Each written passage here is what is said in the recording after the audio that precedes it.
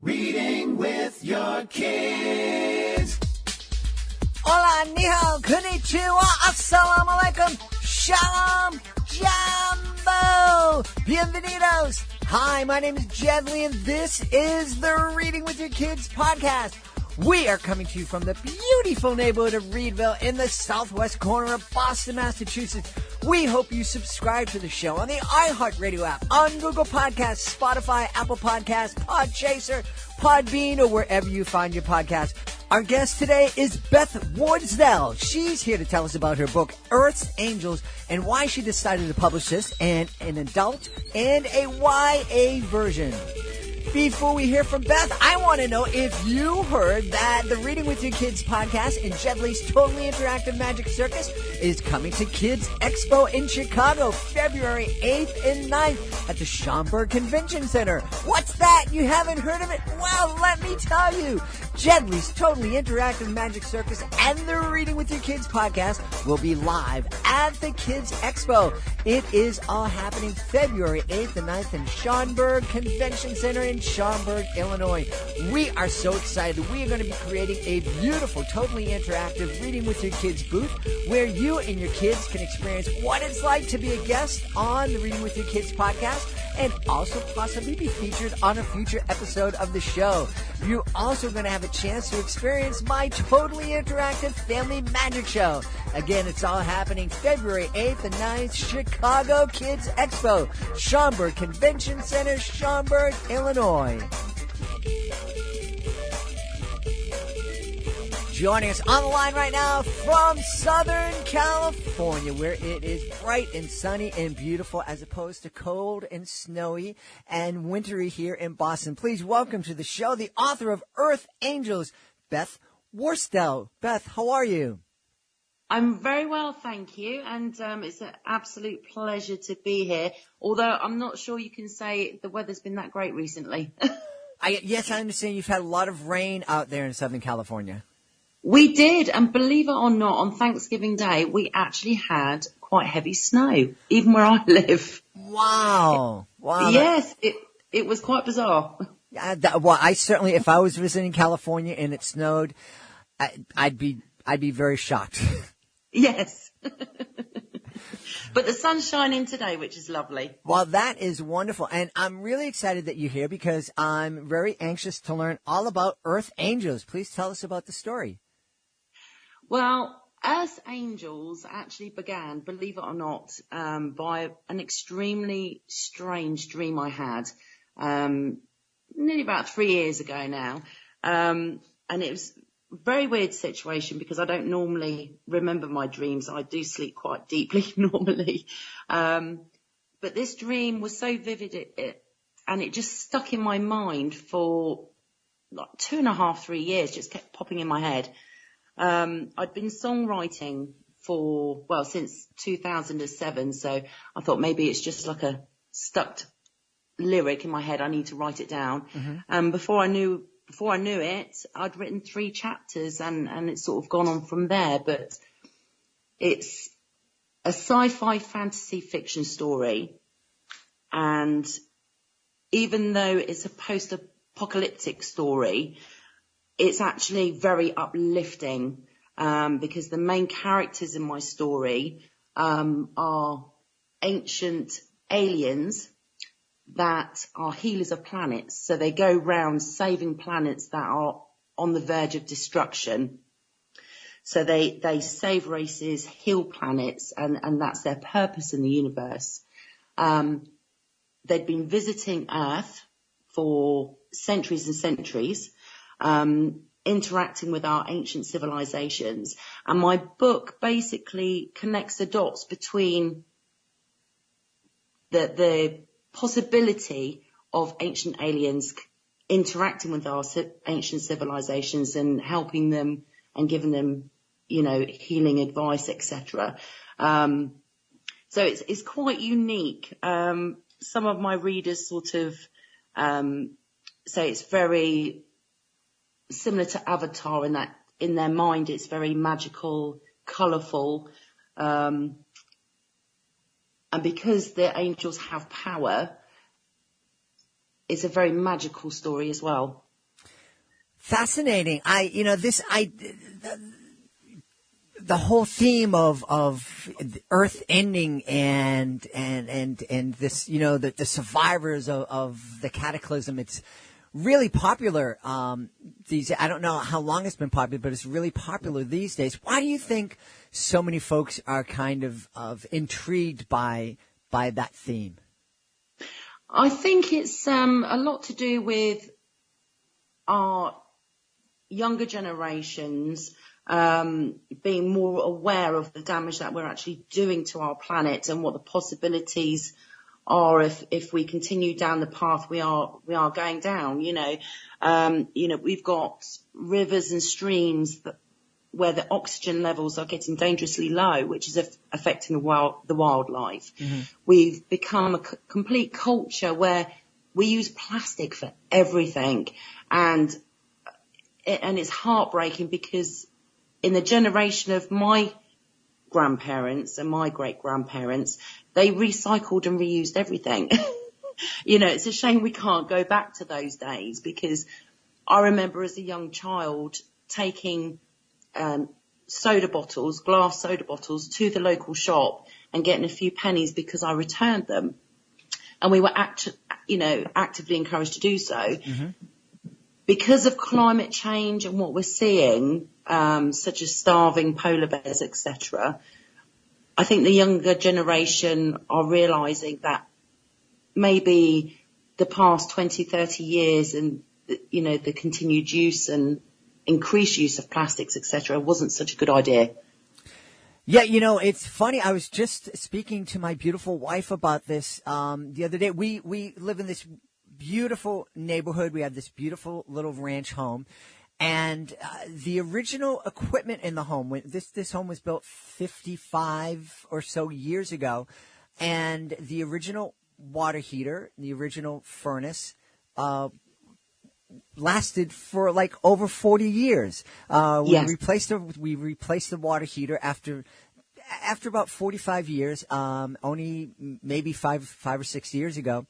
And when I was just out to California in October, of course, the brand new water heater broke and had to be replaced. And I'm talking to the bum, like going, we had the other one for 45 years. We had this one for 5 years. He goes, yeah, that's the life, that's the life expectancy of the things that we're making these days. And so that's really crazy where, we've created this kind of world and economy where we don't expect things to last. Our phones are with us for 2 years and then we throw them away. And it's really madness. It is, and you're absolutely right. I mean, our grandparents' generation were from a generation where they built everything to last. Everything was, so well made and was made with really good, sturdy products. I mean, that there are thrift stores and antique shops popping up everywhere because, there are so many items out there that can still be used. And unfortunately, nothing that is made nowadays really is made to last. It's all synthetic. Mm-hmm. It's not natural materials. And it's a great shame because obviously all these items that aren't made to last take so long to biodegrade that there are so many places that are just rubbish dumps, mm-hmm. Where all this stuff is just left to rot over hundreds of years. And it would be nice to see that reversed. It really, really would.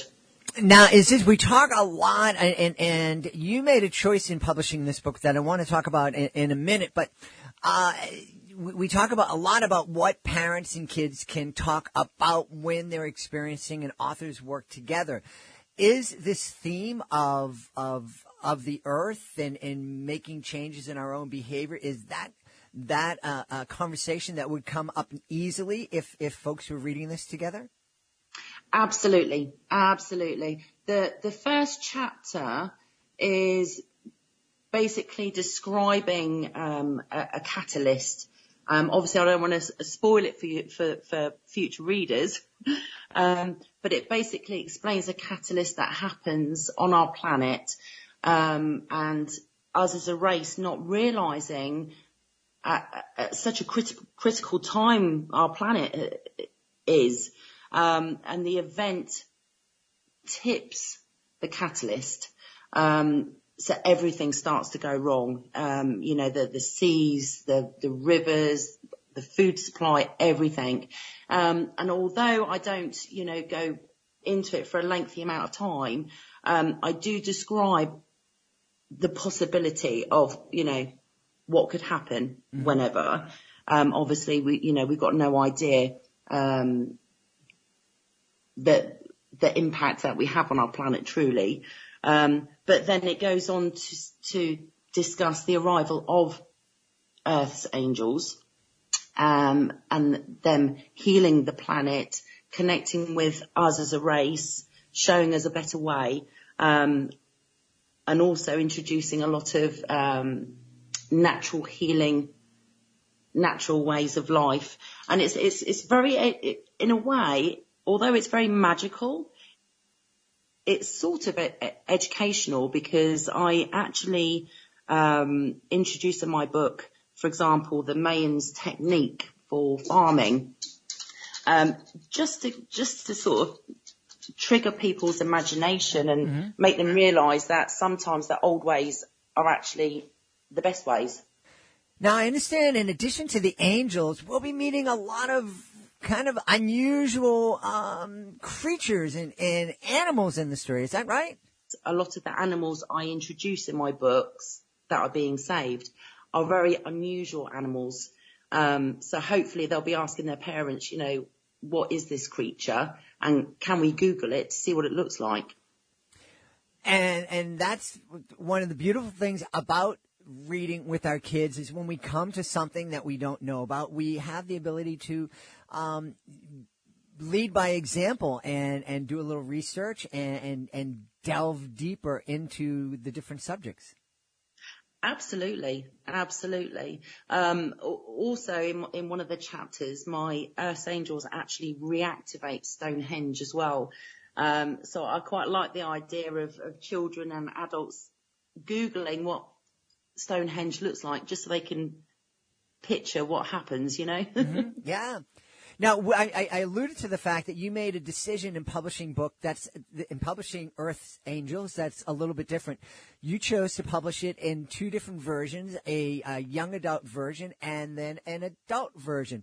Why don't we just begin by asking you why you made that decision?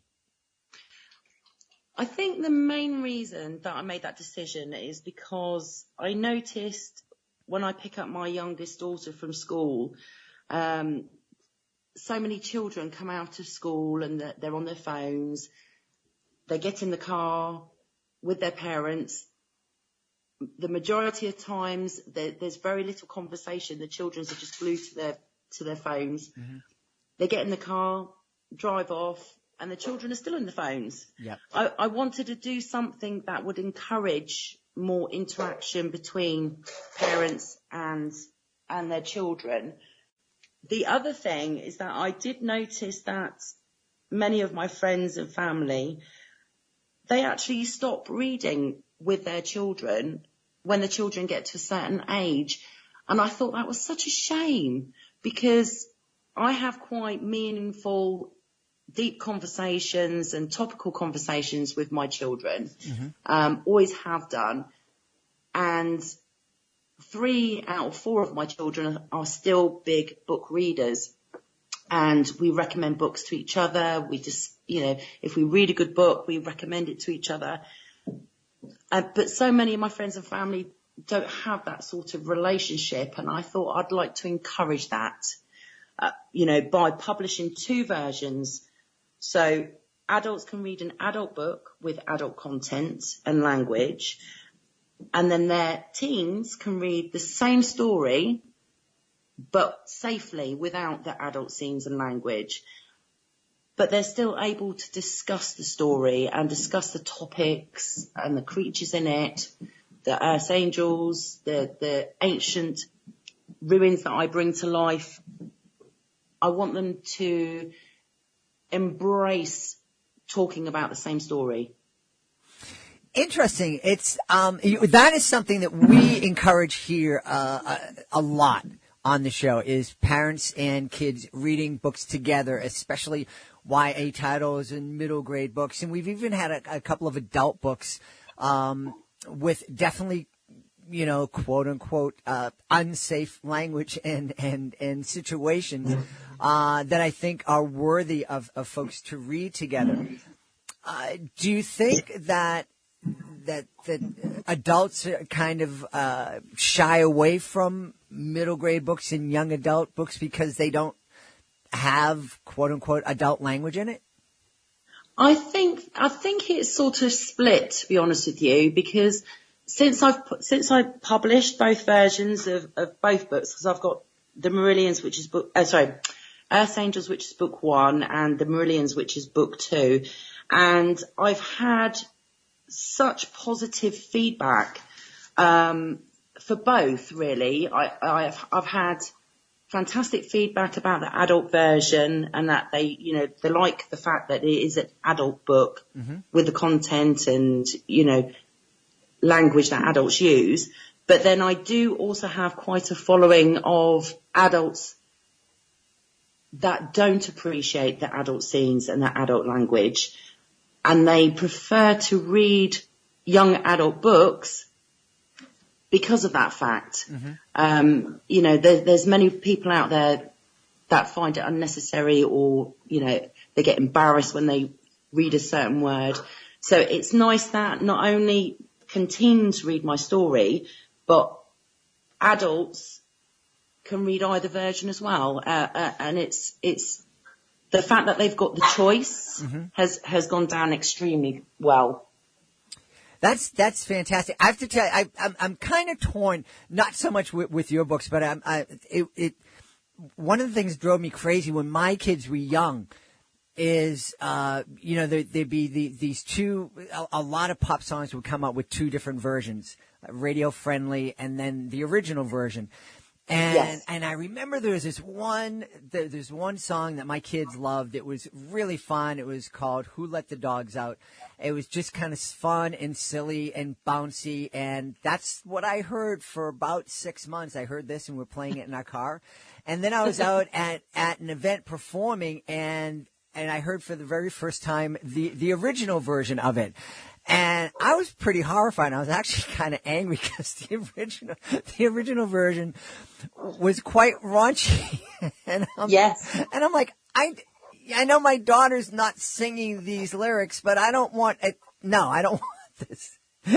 Yes, absolutely. Absolutely. And that's the thing. It's the same sort of principle, the last thing I wanted to do was offend anyone.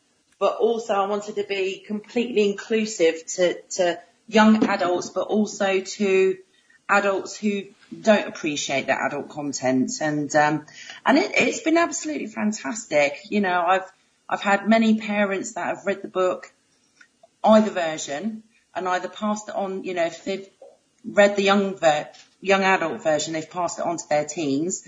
And if they've read the adult version, they've then gone out and bought the young adult version for their teens.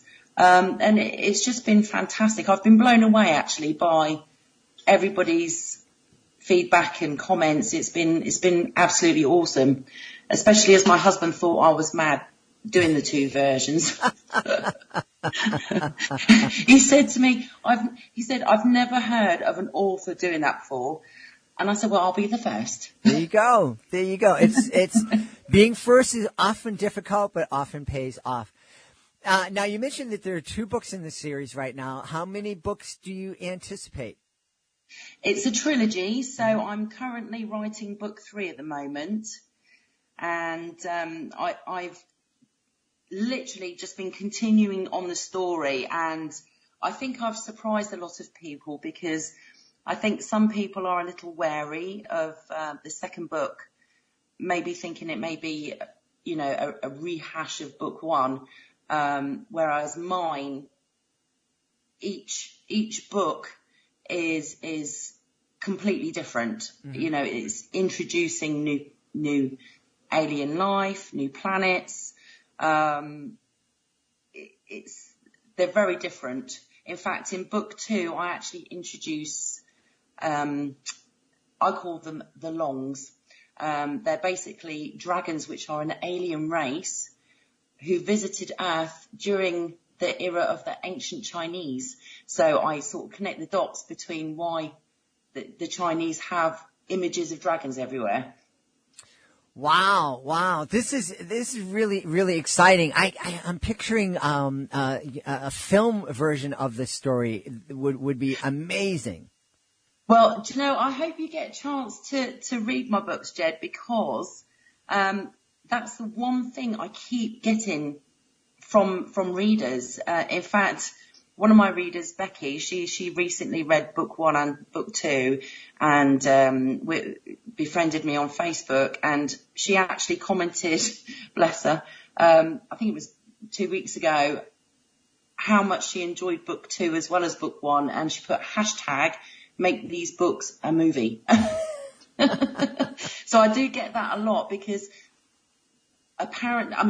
when I'm writing, I can picture everything in my head. Mm-hmm. What's lovely is that my readers, when they're reading it, they can picture everything in their head.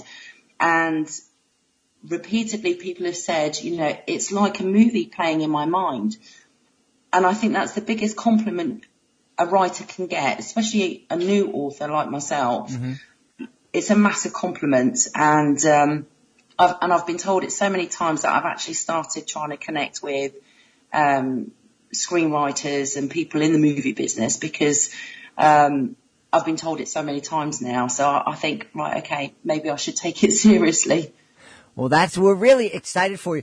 Tell everybody where they can connect with you online, find out more about you and about Earth's Angels. Well, I do have a website, which is bethworsdellauthor.com, which anybody can go on there and see my reviews,